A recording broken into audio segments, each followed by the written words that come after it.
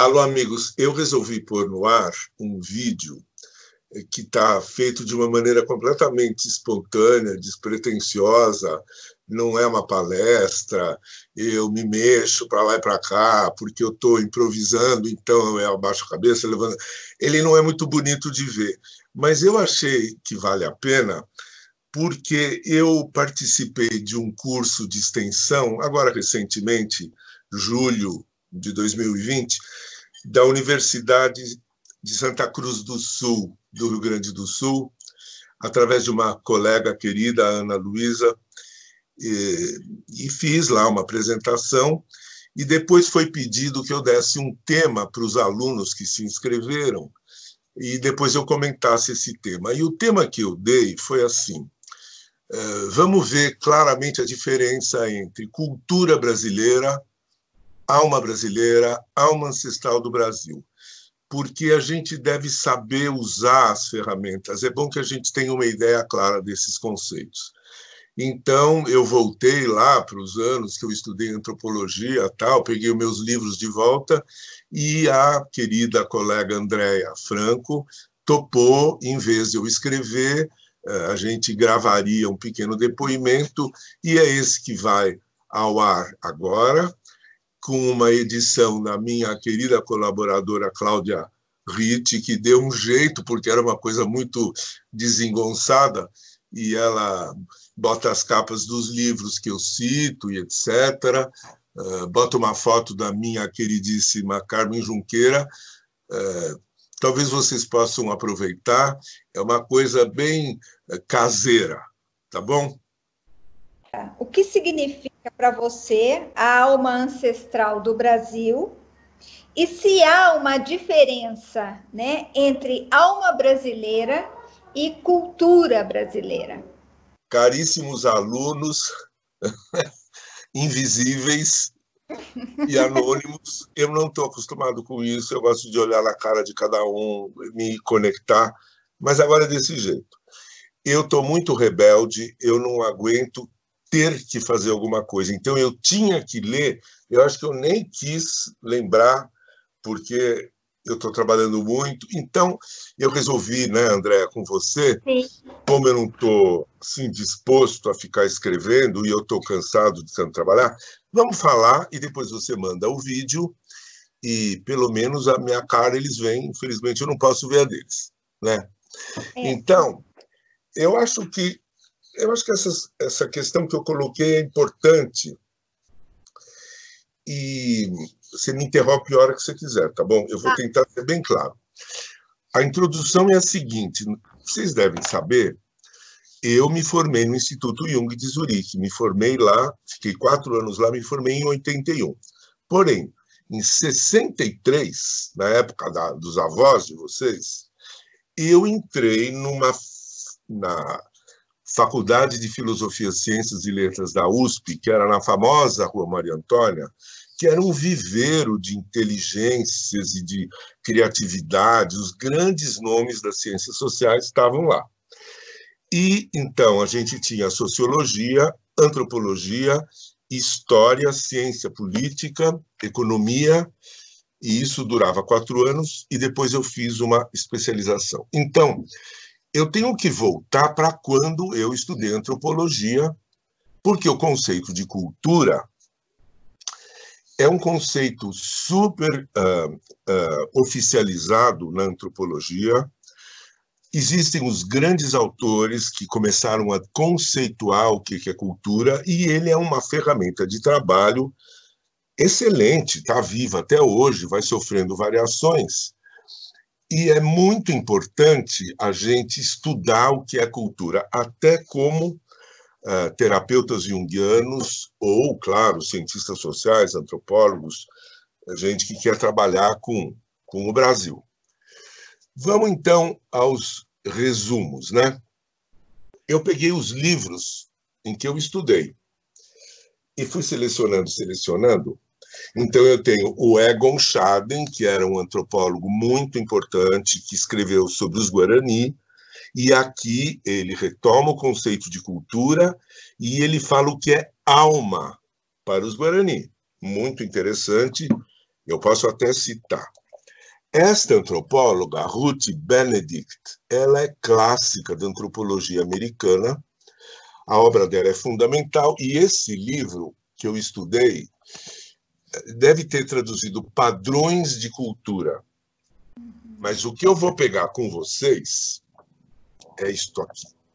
Darcy Ribeiro, Teoria do Brasil.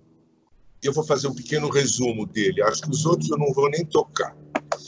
Mas antes, é o seguinte. O conceito de cultura, a compreensão do que é cultura, é o que nos permite avaliar qualquer povo segundo os seus próprios padrões culturais. O grande erro do eurocentrismo, do brancocentrismo, dessas visões que distorcem a realidade, causam destruição e sofrimento e negação, é porque, por exemplo, os africanos eram considerados inferiores, feiticeiros, batuqueiros, não sei o quê, porque eles eram vistos pela lente da cultura lusitana, o que é um erro monumental.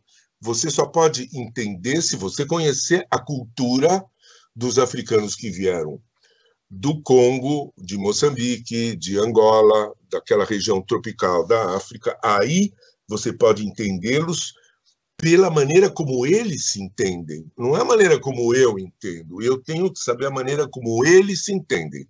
E assim com os indígenas brasileiros, né? O meu trabalho para me diplomar como analista junguiano, que eu já devo ter citado, que eu procurei a Marie-Louise von Franz para ficar nas minhas costas, né? Eu estudei as cartas que os jesuítas, a partir de 1549, escreviam para Inácio de Loyola, descrevendo os indígenas brasileiros, mas eles descreviam os indígenas a partir da perspectiva católica, jesuítica, branca, de uma classe dominante e, conforme eu descobri, analisando as cartas, eles descreviam os indígenas através da projeção da própria sombra. Então, quando eles falam dos indígenas, eles estão falando da sombra cristã, eles não estão falando dos indígenas, hoje a gente sabe. Mas essa visão é que criou a desvalorização dos saberes indígenas, dos povos indígenas, das pessoas humanas que eles são, porque desde o século XVI já se criou uma visão completamente equivocada, porque eles não se davam ao trabalho, porque isso não tinha valor, de conhecer a cultura. Eu já vou dizer brevemente o que é isso. Agora, esses primeiros jesuítas eram rapazes de 18, 20 anos. Alguns eles eram filhos de fidalgos, alguns de gente mais simples de Portugal, mas eles eram corajosos, eles eram jovens, eles eram até bem intencionados, mas eles estavam presos dentro da visão cristã do mundo, né? Por exemplo, o José de Anchieta aprendeu a falar tupi. Ele fez a primeira gramática, ele traduziu a missa para uma língua indígena, porque eles queriam catequizar. Por exemplo, como é que ele traduziu Deus? Tupã. O que é um erro, porque Tupã é uma divindade da natureza, do trovão, como tem outras mitologias. Ele não está no topo da hierarquia espiritual. Seria Monã Maíra. Mas ele pegou Tupã e ficou Tupã, então vai folclorizando, vai distorcendo tudo.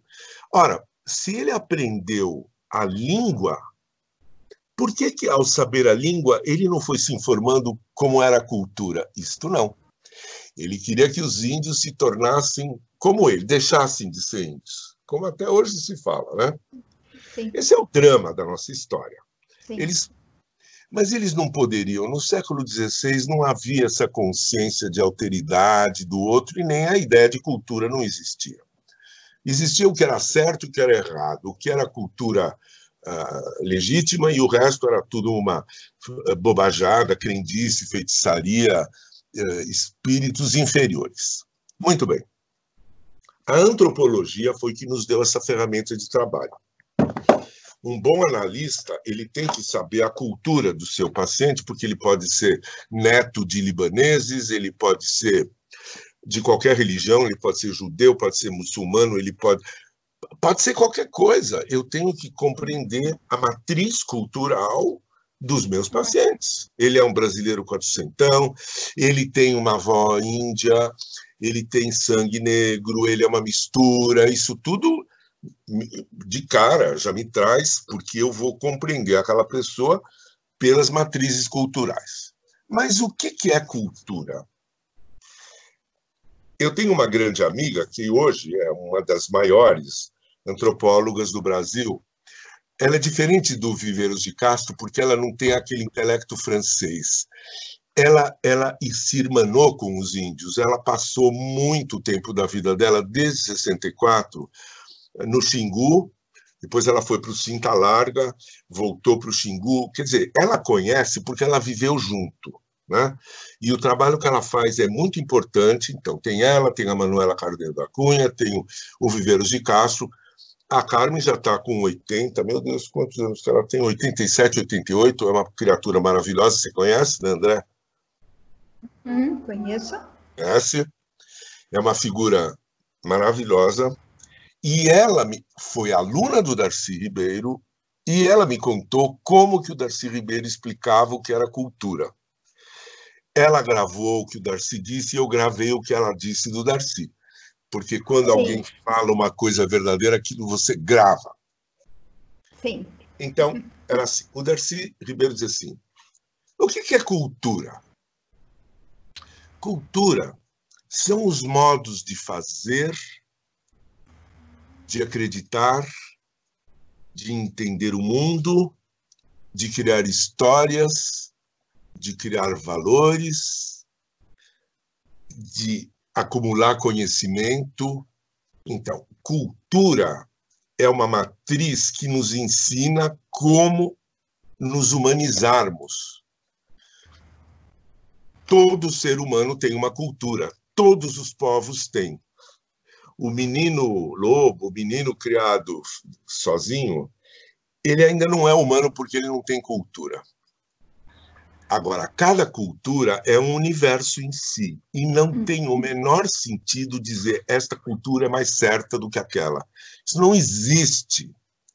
O conceito de cultura nos leva diretamente para a pluralidade, para as verdades relativas. Agora, a função da cultura, a cultura não é uma ciência, a cultura é necessária para que a gente sobreviva. Ela nos dá regras de conduta, como você se comporta para não criar inimizades, para não levar uma paulada na cabeça, a diplomacia, a troca, como que você troca, como que você conquista. Em geral, são os homens que conquistam uma mulher. Ela pode ser da tribo dela ou de outra, a outra tem outra cultura. Um tem que saber disso. Ah, lá eles fazem diferente, aqui fazem assim. Mas pode ser que a mulher venha morar no lugar do marido, ou pode ser que o marido vá lá. Então, os índios, eles são mestres de pluralidade, porque eles dizem, nós fazemos assim, mas os outros fazem de outro jeito, e eles não vão dizer que o deles está certo, eles se intuem, né? Então, os grandes teóricos, de cara, diferenciaram cultura material e cultura imaterial. Isso é muito útil. Cultura material, e você sabe que no Brasil, em 1500, havia mais ou menos 1000 grupos culturais diferentes. Alguns eram subdivisões, mas havia 1000 sistemas culturais, hein, que foram dizimados. O que é cultura material? É o jeito que um índio faz o arco, faz a flecha. Não é igual. Cada grupo tem um jeito de fazer.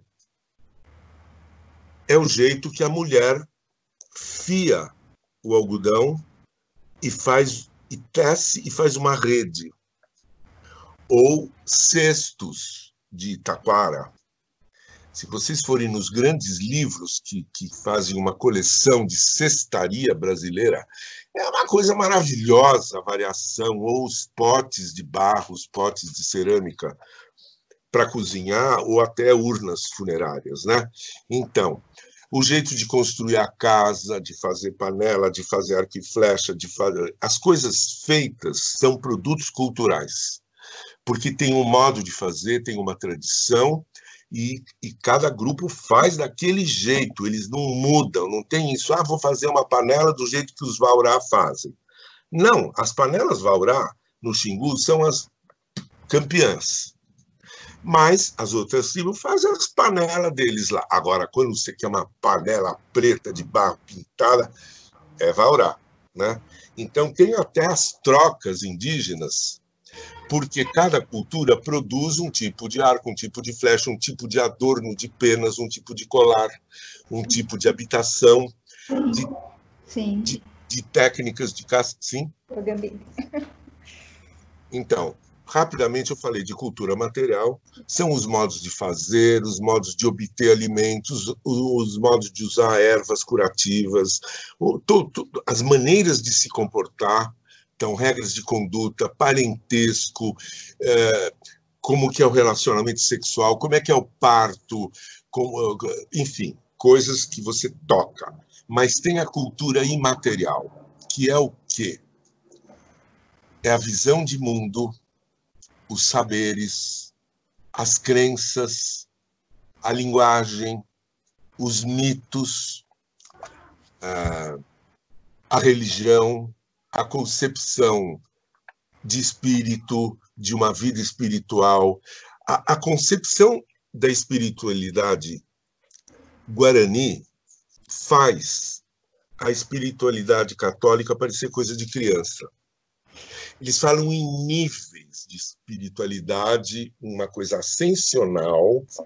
Não é assim, Deus está lá, Jesus do seu lado direito, Espírito Santo, papai, e nós aqui. Não, tem muitos níveis, e você se comunica com esses níveis através da reza. Então, claro que isso sempre foi desprezado, e eu estou falando dos Guarani, mas os Tupinambá tinham, por exemplo, o canibalismo, que era visto como um sinal de desumanidade, né? Os jesuítas achavam que os índios não tinham nem alma, né? Agora, para entender o canibalismo não é uma questão alimentar. Não, existia um canibalismo ritual que tem um significado que você só sabe qual é se você conhecer a cultura. Não é assim, não tem comida, vamos pegar uma pessoa, matar e comer. Isso é o jeito que o branco via. Isso cria vontade de destruir, né? Então, para você compreender qualquer povo, você tem que ir no código cultural, especialmente o não material, porque a panela é fácil. Vê, hoje a gente conhece mais a arte estética, você fala, nossa, isso é maravilhoso, não tem problema. O difícil é você entender mitos, conceitos sobre a vida e a morte, conceitos sobre o pós-morte, conceitos sobre os espíritos benignos e malignos, entender a feitiçaria indígena, sabe? Se a gente não entende, parece tudo sinal de inferioridade humana.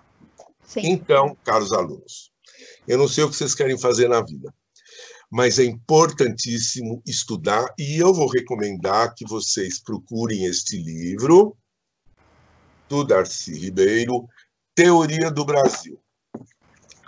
O 4º capítulo desse livro se chama Cultura e Alienação. Aqui está tudo o que vocês precisam saber. Esse livro dá conta do recado. E está subdividido assim: a cultura brasileira, o autêntico e o espúrio, a reconstrução cultural, consciência ingênua e consciência crítica. Mas dá umas 50 páginas. Eu estou relendo agora, ele está todo sublinhado da época que eu estudei. Já depois de formado como analista, porque o meu primeiro trabalho internacional se chamava A Alma do Subdesenvolvimento. Só que aí eu botei a palavra alma.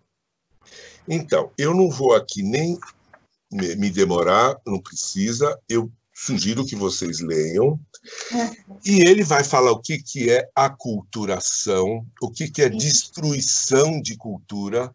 Por exemplo, qual é o projeto do atual poder no Brasil? É destruir as culturas indígenas, porque se você destrói a cultura, aquela pessoa ele não se reconhece mais como indígena. É muito fácil destruir. Aliás, está sendo destruída a cultura brasileira também. Olha o que aconteceu com as propostas da educação e da cultura. A cultura é fundamental, mas ela pode ser destruída. Nas guerras, as culturas são destruídas, né?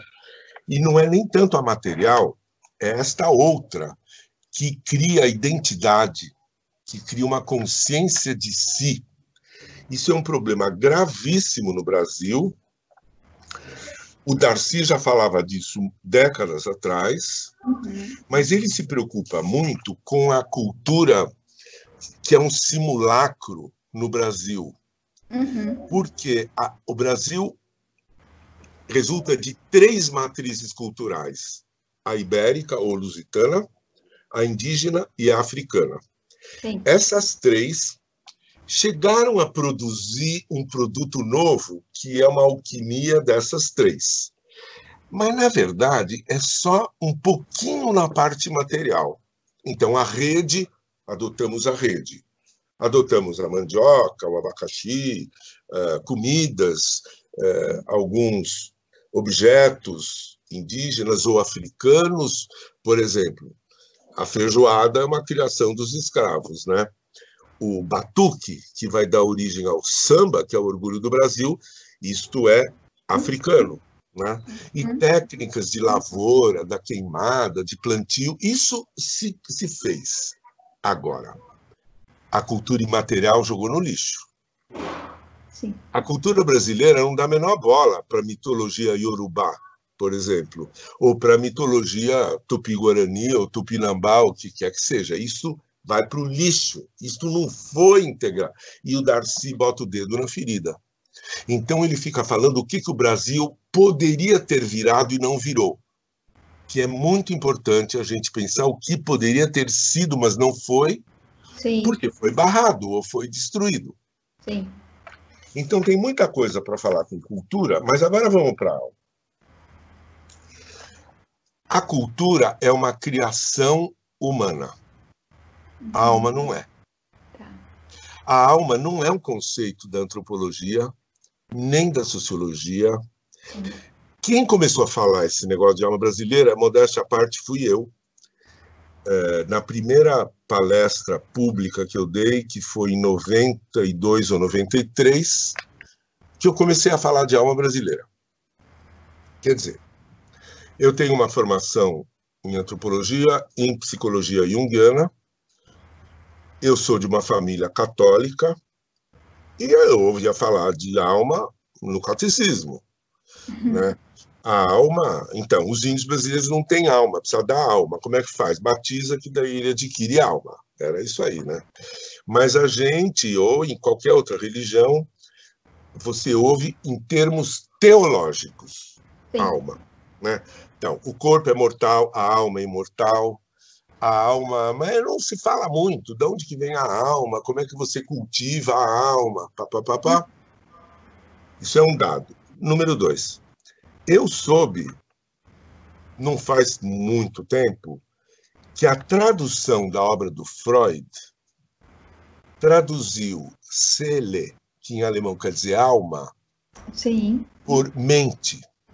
O tradutor do alemão para o inglês não traduziu como o Freud usava a palavra alma, mas não. Agora houve uma nova tradução, eu sei disso, mas eu não fui ler.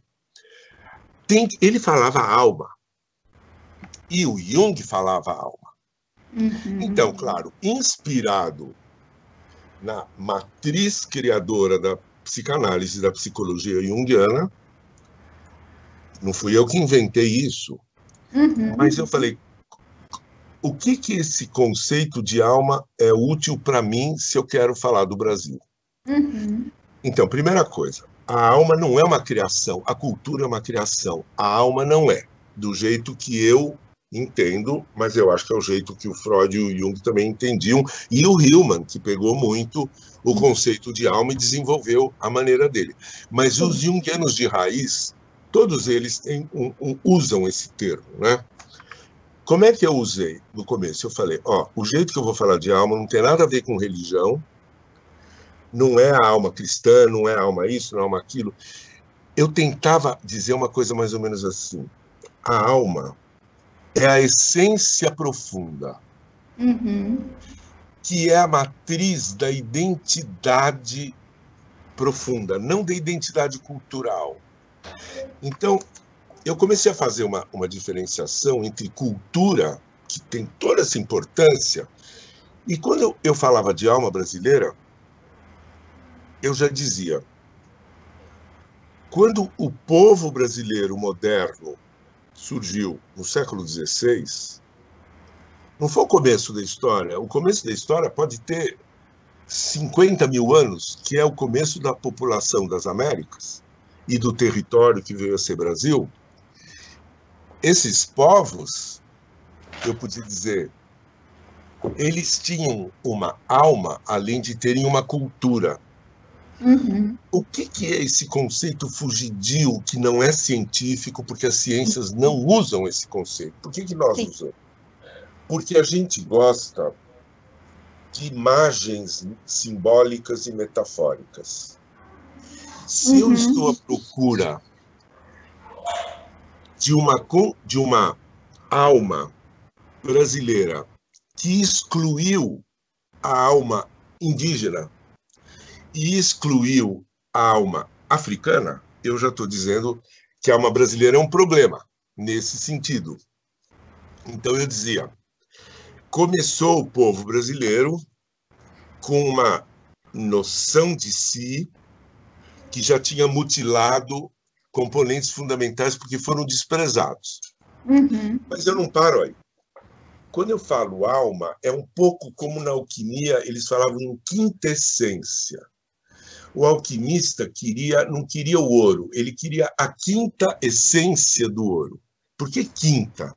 Porque tem a primeira, você trabalha a primeira, você filtra, você destila, você faz todas as operações. Quando você tira todas as impurezas, você chega na quinta essência, é a essência pura. Como hoje se fala, óleo essencial de flor de laranjeira. Ele é a essência do perfume da flor de laranjeira. É meio parecido. Então, eu peguei essa ideia da quintessência e dizer qual seria a quintessência nossa, que somos macaqueadores, que renegamos as nossas origens, jogamos fora coisas preciosas. Então, eu digo, nós temos um problema na nossa quintessência. Precisa fazer alquimia de novo com ela. Sim. Aí eu estou na alma, eu não estou na cultura. Sim. E eu comecei a falar no Espelho Índio, que eu acrescentei na segunda publicação, eu já começo a falar de alma brasileira. E fica claro o que eu estou falando. Mas aí, como eu continuei no tema, me deu um insight que eu falei. A alma ancestral do Brasil. E eu sei muito bem o que eu estou falando. A alma ancestral do Brasil é o patrimônio de sensibilidade. Tá vendo? Eu não estou falando de cultura material. Eu estou falando de um patrimônio anímico. O que é o anímico? É o sensível. É o que percebe pelo prisma da alma. Né? É diferente de perceber pelo prisma da cultura, pelo prisma da matéria. Quer dizer, alguém pode dizer, isso aí não é científico, mas eu não estou nem aí que é científico ou não é científico. Eu quero ter instrumentos de trabalho na minha área, eu não digo que eu sou cientista, né? Então, a alma ancestral, que corre risco de ser destruída, ela remanesce mas já se perdeu muito. Perdeu de uma vez. E as 1000 línguas que... Porque língua, ela emana de uma coisa muito profunda. Sim. A criação de mito é um produto cultural, mas a fonte que gera o mito é a imaginação. A imaginação é uma fonte de criação cultural, mas a imaginação está no reino da alma. Uhum. Uhum. O reino da alma são os sonhos, a imaginação, a fantasia, a intuição e a arte. A fonte, essa fonte não vem do intelecto. Sim. Ela vem de uma região da psique que eu chamo, aí é a alma, que é uma fonte de instrumentos de percepção de sentido. Uhum. A cultura me diz quem eu sou. A alma me ajuda a eu me tornar quem eu devo me tornar. Porque uma coisa é eu sou, mas nós junguiamos dizendo eu sou, mas eu tenho que ir me tornando o meu ser profundo. O meu ser profundo eu posso chamar de alma. Então, é a alma que me orienta neste processo de eu ir me tornando um ser humano completo, e aí estamos de mãos dadas com o Jung. Sim. Então, eu fiquei sabendo, e gostei muito, que já há uma discussão sobre a alma brasileira. Eu acho que só de ouvir eu já entendi como a alma brasileira, mas já está deixando de fora um monte de coisa. Então, vamos rever, claro, né? Mas está havendo uma perda de alma. O Hillman, ele ficou naquela expressão soul making, que é esquisito traduzir fazer alma, porque eu não acho que você faz alma. Você Sim. conecta com a alma. É meio arrogante dizer estamos fazendo. Eu não falo assim. Eu também. Como fazer a alma? A alma não é feita, a alma é um dado humano. Sim, ela é um dado. Eu preciso me conectar, reconhecer a preciosidade que é aquilo e mantê-la viva, porque é ela que me orienta para eu me tornar aquele que eu gostaria de me tornar, que não é cópia de ninguém, nada é simulacro, nada é fake, é tudo legítimo numa real pessoa, como eu, como você, como qualquer um. Então, pensa assim, a alma é que me orienta nesse caminho. Agora, o Brasil tem uma alma ancestral porque ele tem uma antiguidade. Quando a gente fica estudando mitologia grega, mitologia da Índia, a gente se sente um pé rapado porque não temos ancestralidade. É quase como dizer, eu não tenho pedigree, eu não tenho ancestrais. Mentira! Os nossos ancestrais são mais antigos do que muitos desses. Basta você estudar a formação do povo grego clássico. Só que a gente despreza isso, não estuda isso e não tem consciência disso. Então, a alma ancestral é a coisa mais preciosa porque ela é um repositório de conquistas mediadas pela alma, não mediadas pela inteligência. A alma, ela entende os sonhos, ela entende as fantasias, ela entende os mitos. Essa é a linguagem dela. Ué, mas os sonhos também são desprezados, não são? Né? Fantasia, ninguém sabe direito o que é fantasia, né? Então, deu para vocês entenderem, alunos que eu não estou vendo? Cultura é uma coisa, a alma é outra. Cultura é um produto humano. A alma é uma emanação, não é produto. Porque ela nos orienta. E eu preciso das duas coisas. Mas eu tenho que saber a diferença.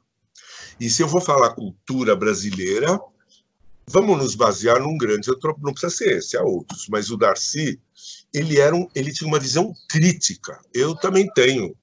Senão a gente fica muito ingênuo e não percebe que a gente é alienado, né? E como ele diz, no começo a cultura brasileira queria ser portuguesa, depois queria ser francesa, depois queria ser inglesa e agora quer ser americana.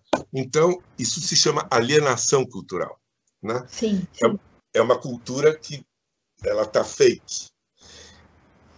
Eu gosto de conceitos claros para a gente falar claro, que o meu neto entenda o que eu estou falando.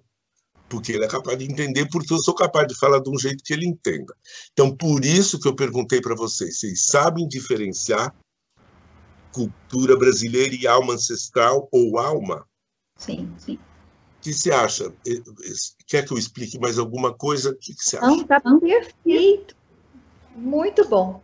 E você não vê aí, André, porque você entrou nisso, um grande campo de pesquisa. Com certeza. Você está completamente conectada na alma indígena. É muito importante, né? Se a gente não for atrás desses fundamentos, né? E não cada um de nós, né? Poder construir e solidificar é como a base de uma casa, né? Parece que a gente levantou paredes sem ter muita percepção de quais são de como foi feita essa base. E aí essa base foi mal feita e ela dá bolor, e ela dá mofo. Em casas que são no sul, isso é muito comum. E aí, porque os materiais que se tinham na época não eram materiais apropriados. E, de repente, você tem que refazer toda a cinta de base das casas. Exato. Isso é uma simbólica nossa, né? Nós precisamos rever e reestruturar essa base. E tem muita coisa para estudar, né? Pensando naquilo que você foi da arqueologia, né? Daquele lugar que mostra a idade do tempo que a gente tem, que, pelo jeito, é mais antigo do que Lascaux, né? Quer dizer... Exatamente. A gente tem uma base muito antiga e nós não sabemos nada disso, ficamos rasos em relação a isso. Totalmente ignorantes de uma preciosidade que está lá no teu quintal e você não sabe que ela está lá. Projetando fora, tentando encontrar no outro, que não somos nós, né? Ou na Europa, na América do Norte, sempre fora, projeção fora, sem recolher a projeção, que é a base, né, de uma psicologia, e mergulhar nesse conceito, né? Então, André, agora você, que eu comemoro isso, você está interessado em estudar a morte? Sim. Segundo os mitos indígenas brasileiros. Olha que maravilha, olha que maravilha. Porque o que se estuda sobre a morte? Me diga. O que se estuda? Presos num arremedo de cultura, porque você vai o quê? Ver o que a religião fala, que a alma, isso, ou você vai para o kardecismo, falar... Nós temos mitos incríveis que falam, não temos? Sim. Agora, a elite culta, branca, isso é uma porcaria, isso não serve para nada. Sim. Agora, veja, a questão da Amazônia, a queimada, o começo de destruição da floresta, porque não está declarado, mas é evidente que o propósito é acabar com a floresta para plantar e lucrar. A floresta não serve para nada. Qual é a relação entre a floresta amazônica e a alma brasileira? É profunda, porque o nosso povo é um povo da floresta na origem. Aquelas pinturas rupestres do Piauí, o Piauí, lá são 12 mil anos atrás, era uma grande floresta tropical, depois mudou. Então, a nossa sensibilidade, ela foi criada na floresta. Sim. Pode ser até criada num deserto do Saara, pode ser criada em qualquer ambiente, nicho geológico, geográfico. Mas o nosso é na floresta. O Brasil inteiro era uma floresta. O pau-brasil estava na costa do Brasil inteiro e não tem mais. A Mata Atlântica não tem mais. Quer dizer, a alma, ela foi gerada. Como é que eu falo agora? Ela é filha das árvores. Sim. isto me dá uma perspectiva para dizer por que eu combato a destruição das árvores. Não é só madeira, é muito mais. O berço brasileiro é a floresta. O berço de Roma não é a floresta, já é a polis. Roma foi fundada já com uma cruz no chão, como uma cidade. O nosso berço foi a floresta. E aí você já vê uma diversidade, uma multiplicidade, né, de seres vivos, uma multiplicidade de tudo que coabita dentro de um espaço como esse. E para ficar fazendo os paralelos, o Brasil, eu posso não estar preciso, mas ele tem, de algumas espécies, 2/3 das espécies de borboleta que há no planeta, ou de pássaros, ou de peixes, ou de não sei o que lá. Quer dizer, se destruírem todo o resto e sobrar o Brasil, pelo menos, mais ou menos 2/3 da variedade de vida está aqui. E nós estamos destruindo isso. Sim. Vamos fundo, isso é destruir a alma. Sim. Sim. As duas vêm junto, a vida vegetativa, a vida da flora, a vida da fauna, a vida das águas, dos rios, da terra, e a vida interior, psíquica, anímica, espiritual, elas são duas mãos que se juntam. Nós temos que adotar essa visão. Sim. Sim. Você me conhece, né, André? Eu não milito em nenhuma ONG, eu não posso fazer nada. Eu trabalho pelo entendimento. Sim, sim. Eu disse, o meu problema é a consciência coletiva do Brasil, né? O problema está na consciência coletiva do Brasil. É. Então, caros alunos, capaz de repente surgir um novo curso, né, André? Quem sabe? Sim, sim. Será? Vai surgir. Já estão colocando no forno.